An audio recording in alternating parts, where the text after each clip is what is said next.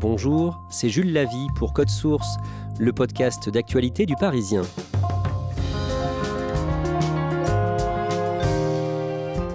Dans Code Source, le 25 février, nous vous avons raconté avec deux journalistes du Parisien les événements qui ont précédé le début de l'invasion de l'Ukraine par la Russie dans la nuit du 24 février.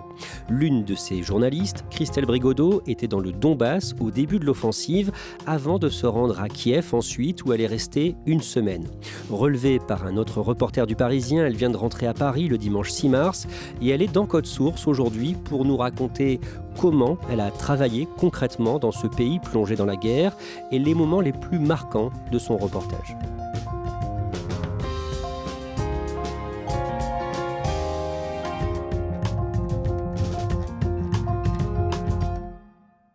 Christelle Brigodeau, dans cet épisode de Code Source, vous allez nous raconter votre reportage en Ukraine, dans le Donbass et à Kiev, du 19 février au vendredi 4 mars. Et comme vous allez être donc le fil rouge de ce podcast, on a envie d'en savoir plus sur vous.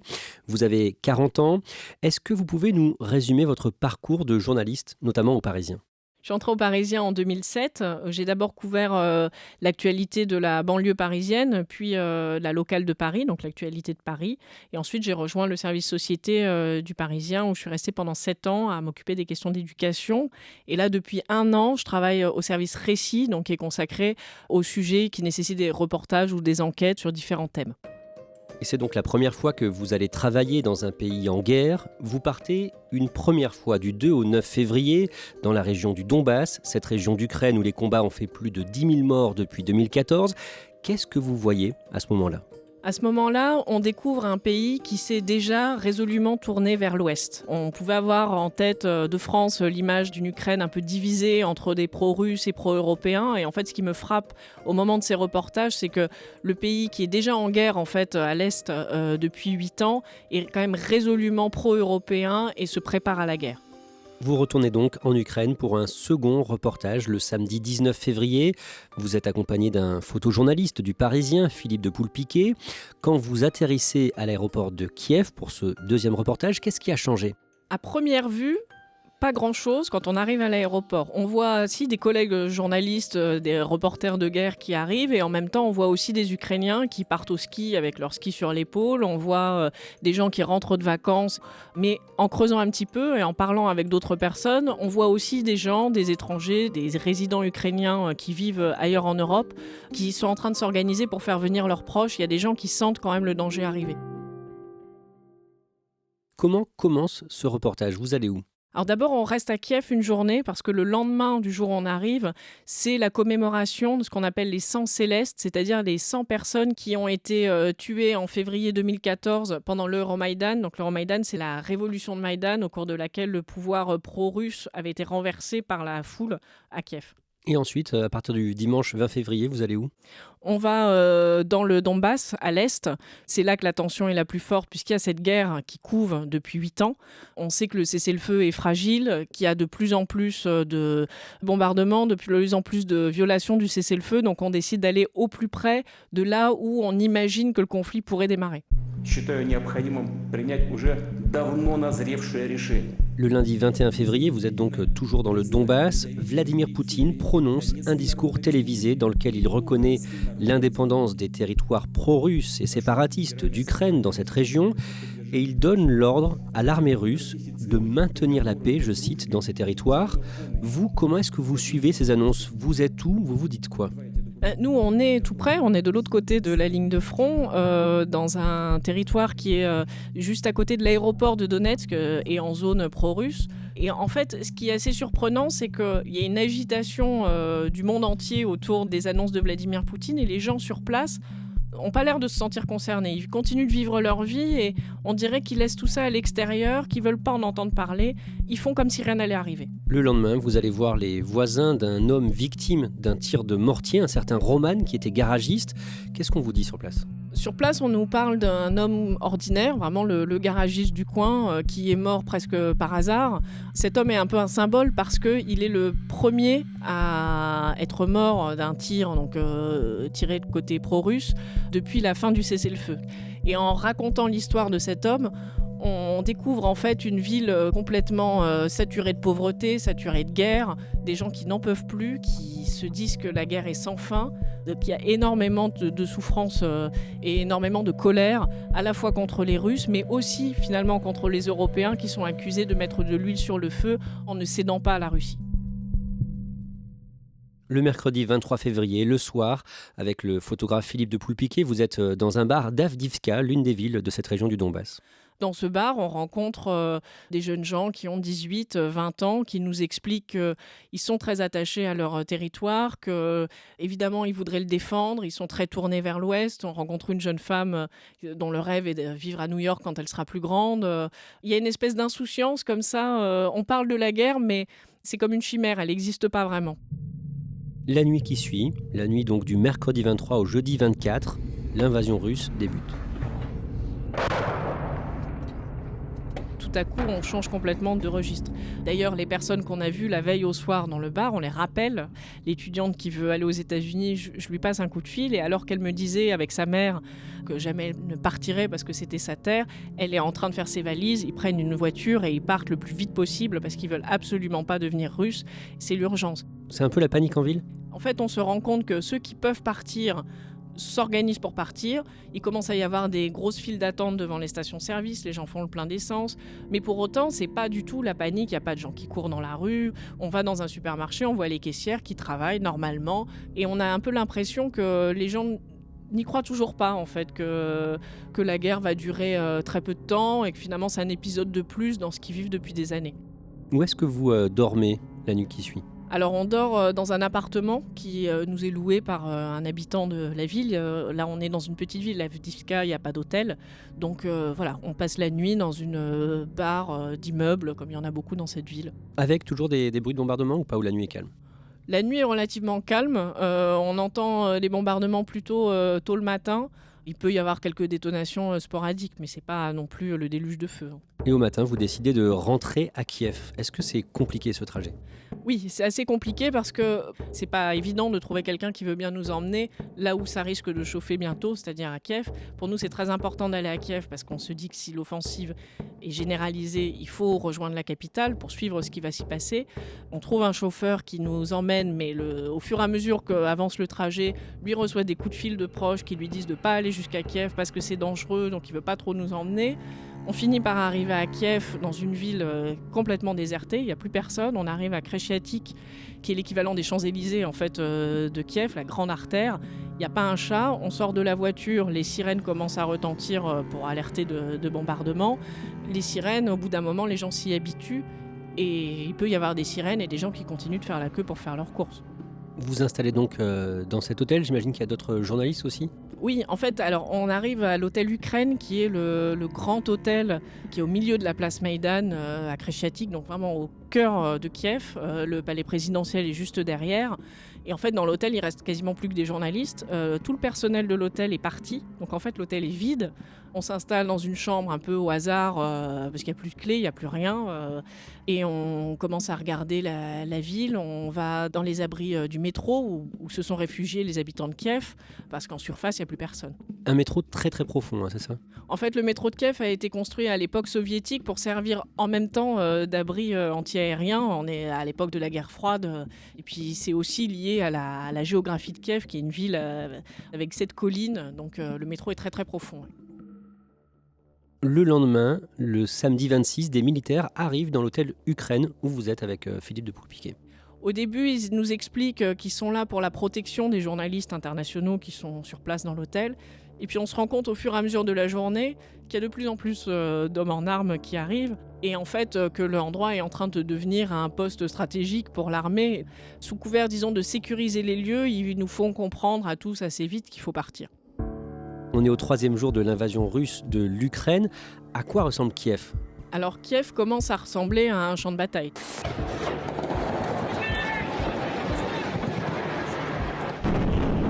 Voilà, vous entendez entendez l'ambiance de ces dernières heures dans Kiev et ses alentours. Tirs de missiles russes, combat dans le centre de la capitale. Il commence à y avoir des checkpoints qui se mettent en place un peu partout dans la ville. On voit de plus en plus les membres de ce qu'on appelle la défense territoriale qui patrouillent au carrefour. Alors, la défense territoriale, ce sont des volontaires en fait, qui aident l'armée à tenir des checkpoints, à faire des patrouilles dans les quartiers. Donc ils ont un fusil, ils ont un brassard jaune qui est souvent fait avec un simple scotch sur la manche gauche. Ils creusent des tranchées en pleine ville pour créer des postes de combat, des postes avancés quand vont arriver les chars russes. Et ce qui vous frappe, c'est le sang-froid de la plupart des Ukrainiens. Oui, alors les Ukrainiens font preuve d'un sang-froid extraordinaire. On sait que la guerre se rapproche, que Kiev évidemment est au centre de l'attention, mais pour autant les Ukrainiens restent concentrés sur ce qu'ils ont à faire. Devant les supermarchés, il y a des grandes files d'attente parce que les gens veulent s'approvisionner, mais il n'y a pas du tout ce phénomène de personnes qui voudraient tout prendre. Pareil devant les banques, les gens attendent patiemment.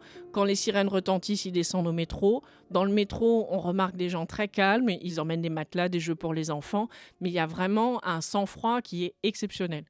À ce moment-là, qu'est-ce que l'on sait de l'invasion russe et des combats ? On sait que les Russes essayent d'arriver par le nord. On entend au fur et à mesure parler de cette colonne de chars qui essaye d'entrer dans la ville. On entend aussi beaucoup parler d'incursions de nuit de soldats russes qui essayent de couper les défenses de l'armée ukrainienne. Donc il y a comme ça des combats sporadiques, mais finalement le gros des troupes n'est pas encore arrivé. Et donc on est plus dans l'attente des combats et de la préparation que dans le vif de l'attaque. Parmi les personnes que vous rencontrez à ce moment-là, il y a une réfugiée afghane, une femme qui avait déjà fui la guerre dans son pays. On la rencontre à l'hôtel Ukraine. Elle s'appelle Zakra, elle a 4 enfants, un mari aussi. Elle est arrivée au mois de juillet en Ukraine. Elle a fui en fait les talibans au moment de la prise de Kaboul. Et elle avait réussi par des connaissances à partir avec la délégation des Ukrainiens qui eux-mêmes quittaient le pays. Donc elle s'est retrouvée en Ukraine par hasard.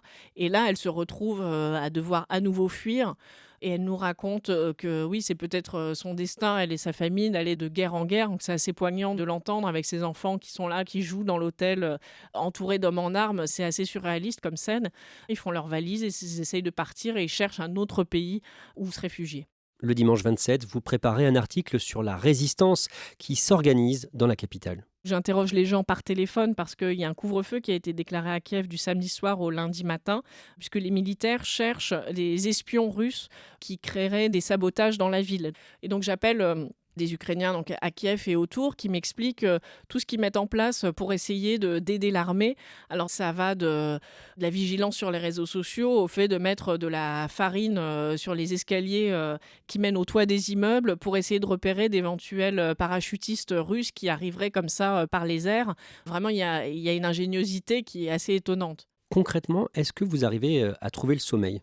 Ça paraît peut-être bizarre vu de l'extérieur, mais on fait notre boulot, on travaille et le soir on est tout bêtement fatigué, donc en fait on dort assez bien. Vous êtes dans un autre hôtel à ce moment-là. Comment ça se passe pour manger, tout simplement ? Alors il y a un service qui est assuré le matin pour manger, pour le reste du temps il faut se débrouiller. On fait comme les Ukrainiens, on fait la queue devant des supermarchés pour acheter quelques provisions et on se débrouille. C'est pas non plus impossible, c'est juste que ça prend un petit peu de temps. Des images satellites sont diffusées à partir du lundi 28 février. On voit un long convoi de blindés russes en direction de Kiev, convoi de plus de 60 km de long. Vous vous dites quoi en voyant ces images ? On se demande quand est-ce qu'ils vont arriver dans la ville et quand est-ce qu'on va les voir. Ce qui me frappe, c'est que les Ukrainiens, eux, parlent beaucoup plus de la résistance et de comment ils vont les accueillir, ces chars russes. Ils n'ont pas l'air si inquiets que ça. Le nationalisme ukrainien est très vigoureux et les gens ont confiance à la fois dans leur armée et ont confiance en eux, dans leur pouvoir de résistance. Il y a donc eu ce couvre-feu jusqu'au lundi matin. À quoi ressemble Kiev quand vous pouvez à nouveau partir en reportage dans les rues de la ville ? On se rend compte au fur et à mesure, dans les quartiers notamment au nord de la ville, que les combats ont fait des dégâts. On voit notamment un immeuble qui a été cible d'un bombardement. Tout le côté est complètement arraché. On rencontre une personne qui découvre à ce moment-là son immeuble. C'est quelqu'un qui vit là, qui voit que la chambre de ses garçons n'existe plus. Et cette scène-là se reproduit dans d'autres quartiers. Il y a des endroits aussi où on voit des véhicules blindés russes calcinés. On voit aussi un bus criblé de balles. Alors on ne sait pas du tout qui était à l'intérieur. Les gens n'ont pas forcément d'informations sur qui faisait quoi dans les combats. Mais en tout cas, les gens témoignent de plus en plus de combats qui ont lieu pendant la nuit, de bruits qu'ils entendent. Donc les gens se réfugient et essayent de se protéger un maximum. Le mardi 1er mars, toujours à Kiev, vous êtes en reportage dans un hôpital qui soigne des enfants atteints de cancer. Qu'est-ce qui vous touche le plus quand vous rencontrez ces hommes, ces femmes et ces enfants ? C'est vraiment l'humanité de chacun. Cet endroit-là, c'est l'hôpital un peu à la pointe, spécialisé dans les cancers pédiatriques, donc il y a l'habitude quand même de traiter de cas graves et de sujets très humains.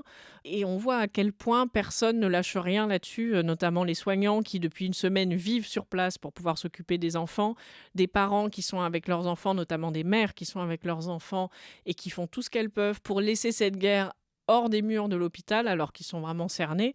C'est poignant et vraiment touchant de voir à quel point l'humanité demeure dans ce contexte-là.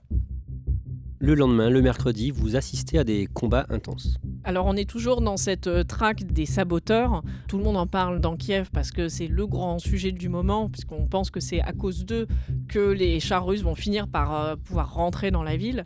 Et donc on se trouve à un moment dans le nord de Kiev.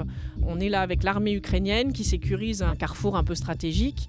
Et au moment où on est avec eux, où ils nous montrent tout, on entend des tirs. Il y a un missile aussi qui passe au-dessus de notre tête.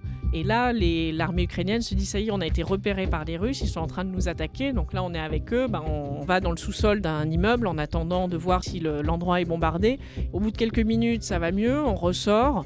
Et là, on entend des tirs. En fait, ce sont des saboteurs qui sont dans la forêt qui est juste en face, qui essayent d'atteindre les militaires. Donc là, ils répliquent. Là, pareil, on doit se mettre en sécurité. Les militaires nous expliquent qu'il vaut mieux pas rester là. Et là, effectivement, là, c'est un moment où on sent que les combats sont là. Qu'est-ce que vous ressentez à ce moment-là ? On imagine que vous avez peur, tout simplement ?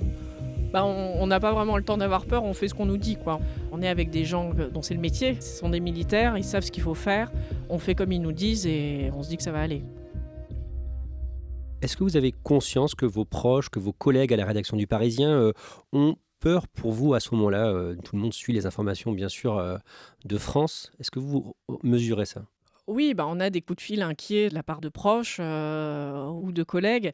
C'est un peu déstabilisant parce que, évidemment, en France et partout, tout le monde a les yeux rivés sur l'Ukraine. Tout le monde regarde des images avec peut-être cette impression que l'Ukraine en entier et Kiev en entier est à feu et à sang. Nous, c'est pas ce qu'on vit. On voit aussi des gens qui font leurs courses et qui vivent normalement dans les images qu'on voit. Et c'est assez étonnant de se dire que finalement, les gens ont plus peur en France que nous sur place. Dans votre travail de reportage, vous êtes aidé par des Ukrainiens, des fixeurs, comme on dit ? Oui, tout à fait. Alors, leur travail est absolument essentiel parce que sans eux, on ne peut pas travailler, puisqu'ils nous servent à la fois de traducteurs. C'est vraiment ceux qui aident à préparer les sujets, qui passent des coups de fil pour nous. On leur dit ce qu'on veut faire et ils essayent de se débrouiller pour nous aider à travailler. Et au fur et à mesure des jours, c'est de plus en plus difficile en fait, de trouver des fixeurs qui veulent bien travailler parce que, déjà, il y a énormément de journalistes sur place, donc beaucoup de demandes. Et énormément de fixeurs qui ont aussi une famille à mettre en sécurité, qui ont un appartement, qui ont peur pour leur vie et donc qui au fur et à mesure partent. Nous, on tombe sur des gens vraiment formidables et on sentait que pour ces Ukrainiens, c'était très important de mettre tout en œuvre pour essayer d'aider la presse à raconter.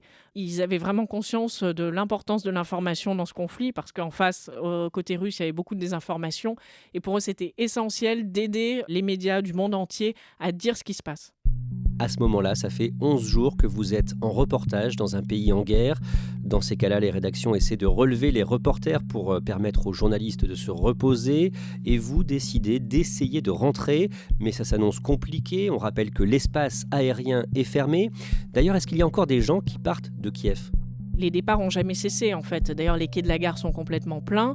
Donc moi, au moment effectivement où je décide qu'il est temps que je parte, je réfléchis à la meilleure manière. On pense au train et puis j'apprends que l'ambassade de France est en train d'organiser un convoi pour exfiltrer des ressortissants français. Donc je décide de partir avec eux, ce qui est aussi l'occasion de faire un reportage. Convoi par la route à bord d'autocar. Le photographe Philippe de Poulpiquet décide, lui, de rester. Il va être rejoint par un autre envoyé spécial du Parisien, Timothée Boutry, qui est en route vers Kiev dans un train, d'ailleurs rempli d'Ukrainiens qui viennent, eux, se battre à Kiev. Le jeudi 3 mars, Christelle Brigodeau, vous allez monter dans un bus qui fait partie d'un convoi de 3 autocars. À ce moment-là, et avant de monter, vous dites au revoir à Philippe de Poulpiquet et aussi aux fixeurs qui vous ont aidé, à 2 fixeurs. Arkady, qui est notre traducteur, et son épouse Annette, qui conduit la voiture.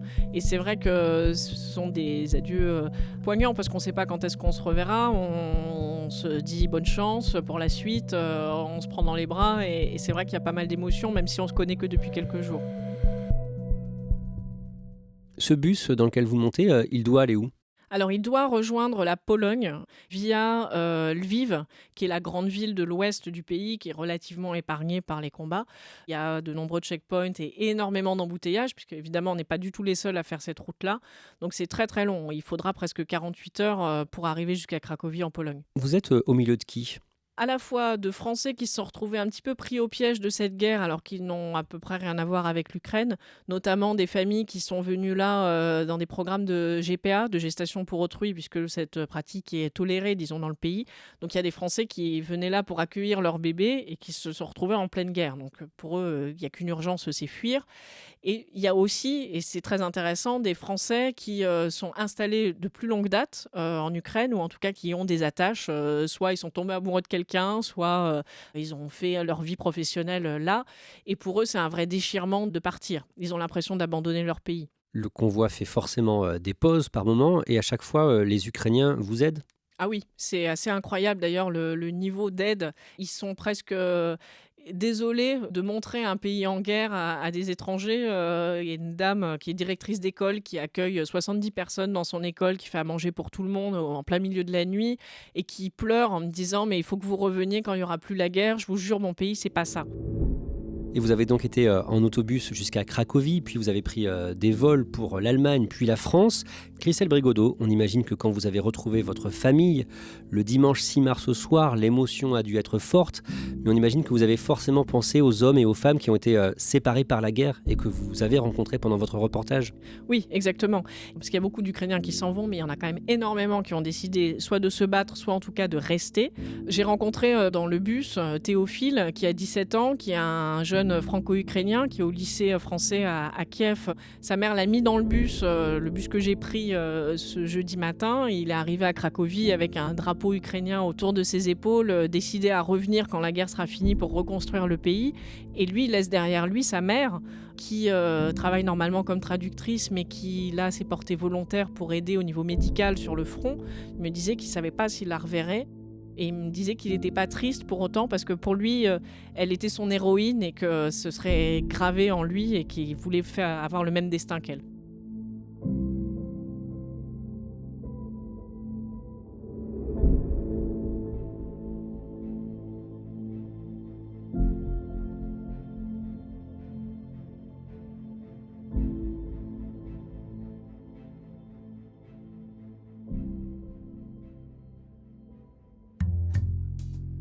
Merci Christelle Brigodeau.